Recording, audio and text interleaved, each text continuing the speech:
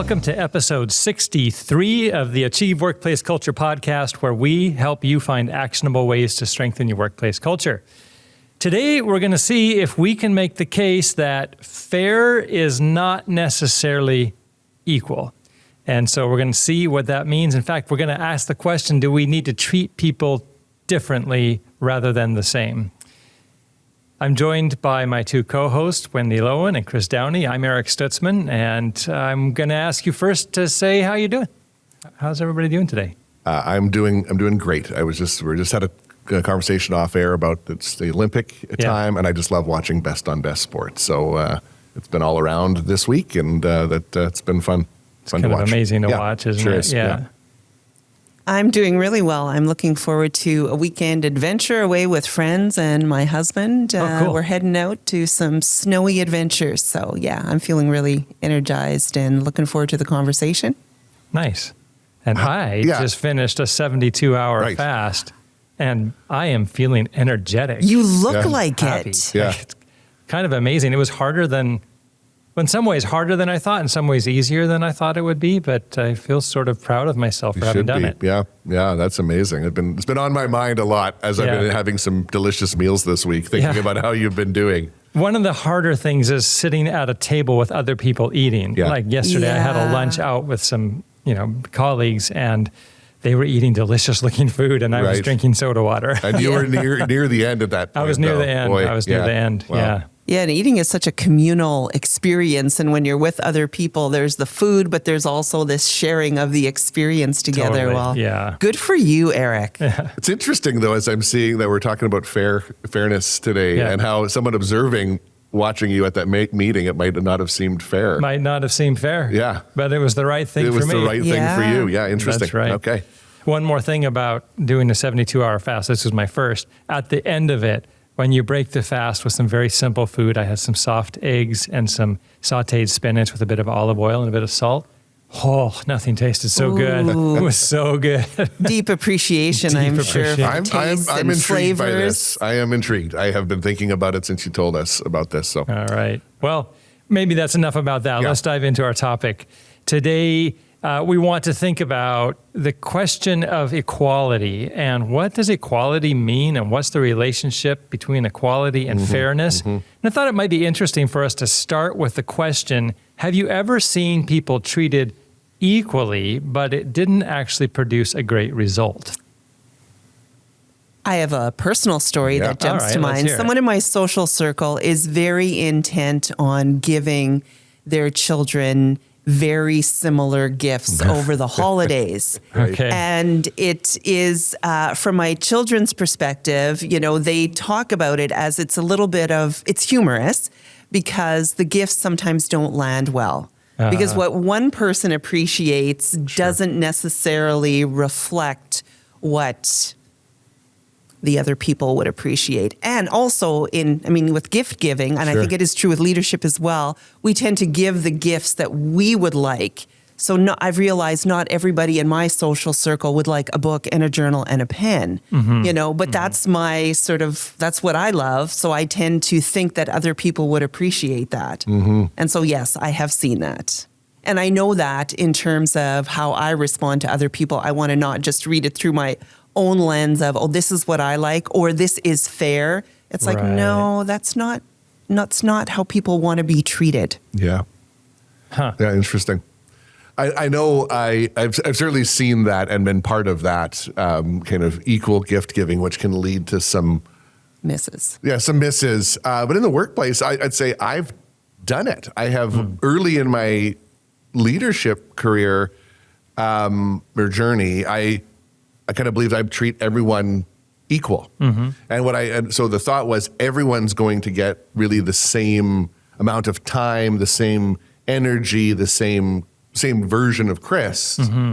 And for some people that worked really well, and for others it didn't. And it took quite a while before I realized I was actually the problem in that situation. I was blaming the individuals that weren't necessarily doing what I needed them to do, where I realized I was It was a result of me treating them equally.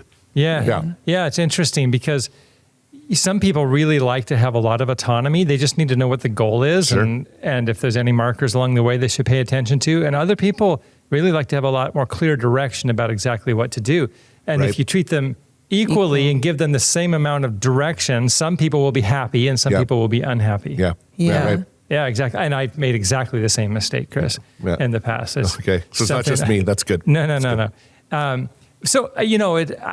I think that we hear a lot, though, about equality being important, but I'm wondering if there's as you think about your experiences, gift giving, Yeah. providing supervision in the workplace, and you think about equality, what should we be shifting to? If we're not thinking about equality, is there something that is important that we provide?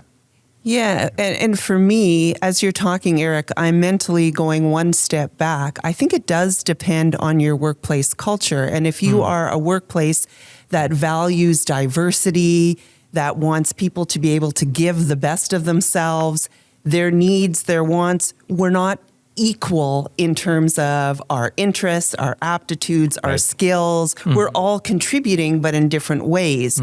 So how we respond to that shouldn't be bland and flat. It should reflect not equality, but I think I know the word that for me jumps up. It's equity, right? Right. Like, how do we do the best work together? Okay. That's and what do you need to Sure. do good work? And how do I, as a leader, support that? Yeah. Yeah, well, what is, I actually don't really know the difference between equity and equality. What does that mean to you? Well, it's an interesting one we wrestle with. I fully agree with what you're getting at, Wendy. They're different things. They're very related, though, and I have a thought for us to think about.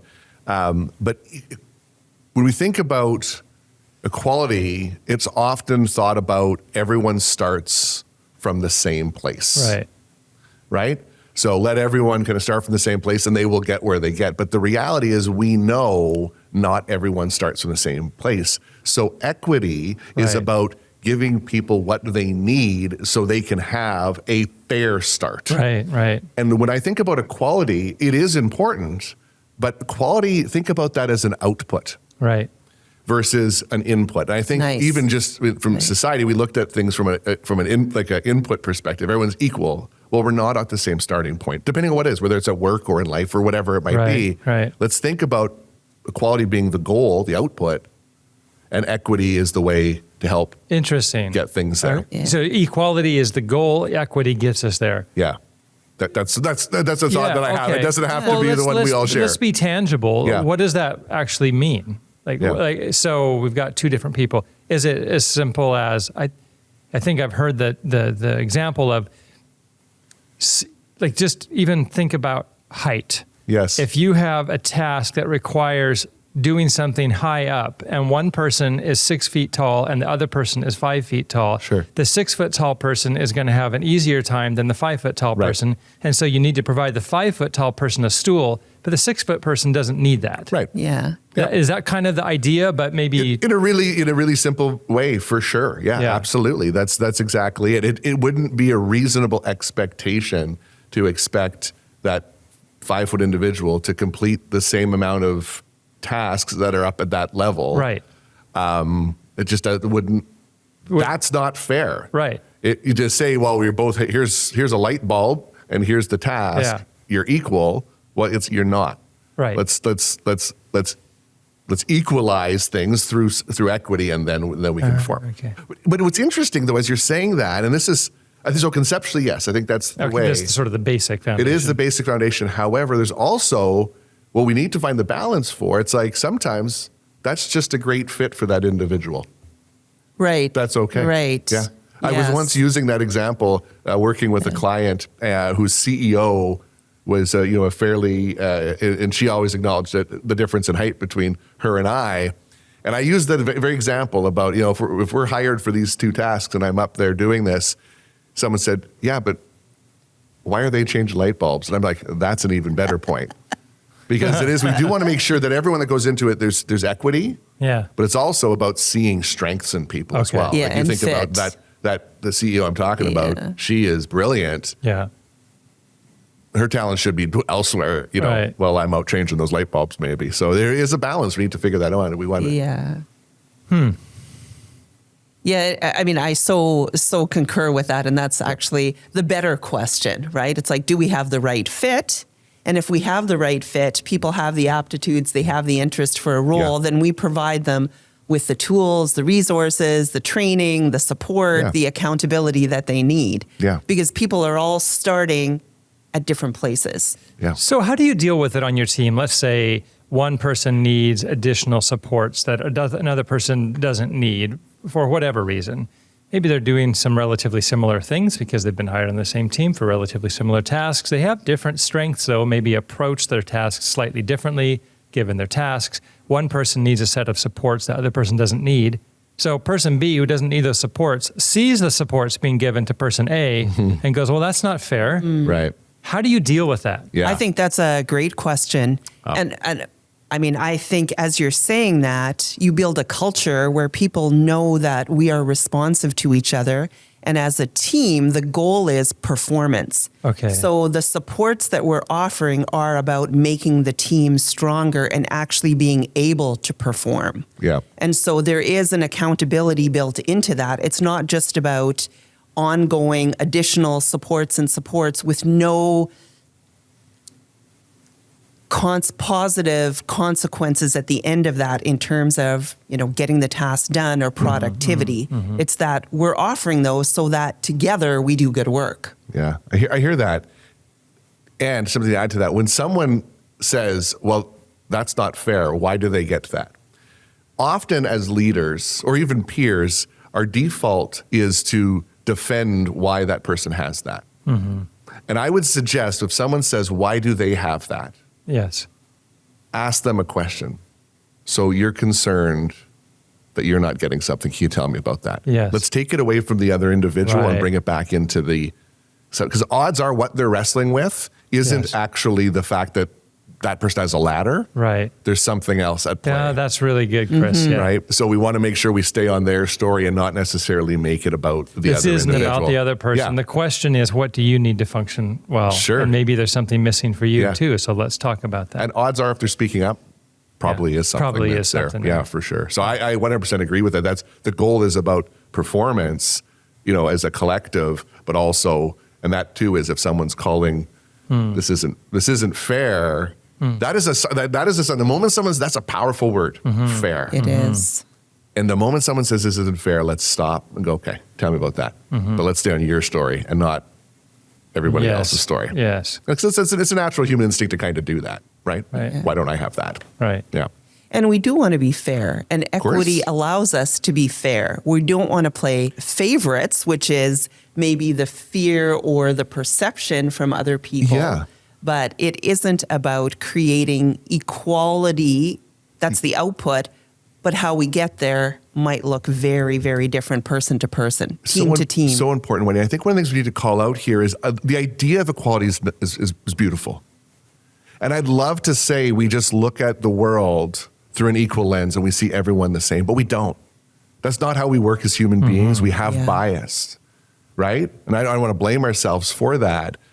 So it's easy to say, I treat everyone the same, but you don't, right? We often see this, I was working with a police officer a number of years ago that was focusing on diversity. And he said, one of the biggest things I'm struggling with is having a lot of these police officers that have particularly been in the force for quite a while say, no, I'm colorblind, I don't see a difference.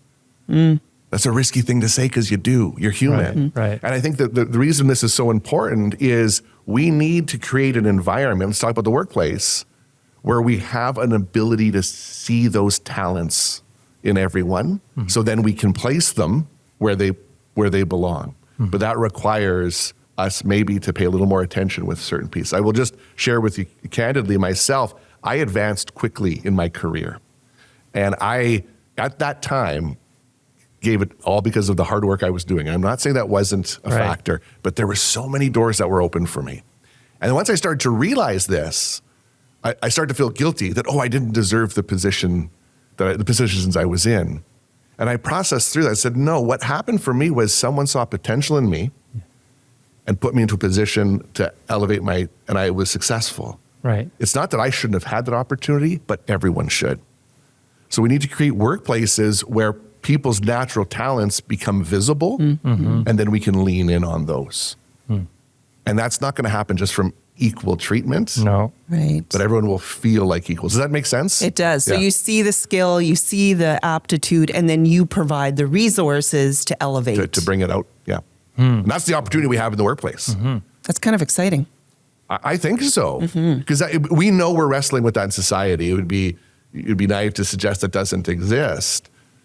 But if we can create workplaces where people can come in and be seen, for their best qualities, and those qualities can be leaned in on, well, if we're more productive workplaces, they're probably going home feeling a little bit better too, right? And I think we know it intuitively outside of work. The example of gifts, or when you serve a meal, you ask people, do you want some extra salt? Do you need some pepper? Would you like extra cheese? Gluten-free. Or no cheese with that? Yeah. We know that about people outside of work. Yeah. And we need to take those same ways of caring for people and elevating people to our workplaces as well. Yeah. So I think going back to even the name of this episode, fair isn't always equal. I think that's an important thing. If we get stuck in the belief that we're doing everything equally, we're most likely not, and we're actually at risk there. And in fact, if we get into that comfort zone, that ought to be a marker to say, maybe I need to expand what I'm seeing out there a little bit. Yeah. And then we end up with organizations that are highly policied because we want to ensure that we are treating everybody the same. Yeah. And so, I don't have children. You at home, I have children, but not at home. Right.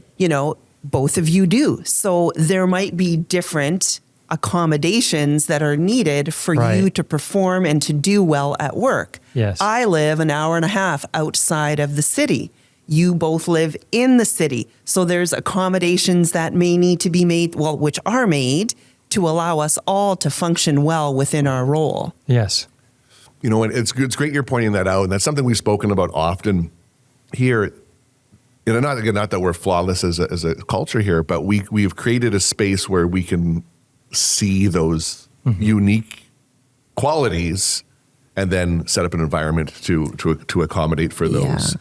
And still perform. Going back to what you said at the end. And I think you mentioned that the policying, and I'm not saying policies aren't important, but much like we talked about before, when someone says that's not fair, let's have a conversation to make sure we understand that. Because if the way it plays out, or often plays out, if someone says that's not fair, oh, you're right, that's not fair. Maybe we should put a policy in place and make sure that that's the case. It's like, or do we understand that unique need that's in that situation? Yes. And we can either meet that need, or explain what's the point and why we can't. And even that, it's good. So I think we just need to, this goes back to, if we really want to create a fair workplace, it's about creating a space where we're seen for, and appreciated for who we are. And there's some accommodation made to meet that, to the extent possible, of course. Like, that's always the caveat in there. Yeah, and I think, we've said this, but I think it bears saying again, is that I think a lot of times leaders assume equality leads to performance, but it doesn't. It's the other. It's equity leads to good performance. Yeah. Awesome. Well, with that, we need to wrap up this episode. So for our listeners out there, if you're thinking about what does this mean for you specifically, start by seeing difference. Start by acknowledging that people come from different places. Understand that means we should focus on their strengths and ask what they need in order to perform well in the workplace. Instead of shooting for equality, everybody gets the same tool, ask which tools people need. And then think about your output as this sense of equality or fairness, that we're working in a workplace that's seen as fair. And if people are questioning fairness, ask them specifically what they need. And with that, we're going to wrap up this episode of the Achieve Workplace Culture podcast. We'd love for you to like and share this podcast with other people, and we'll see you next time. Looking for free resources, training, and consulting in the areas of leadership and workplace culture? Be sure to check out achievecenter.com. That's achieve, CENTRE.com.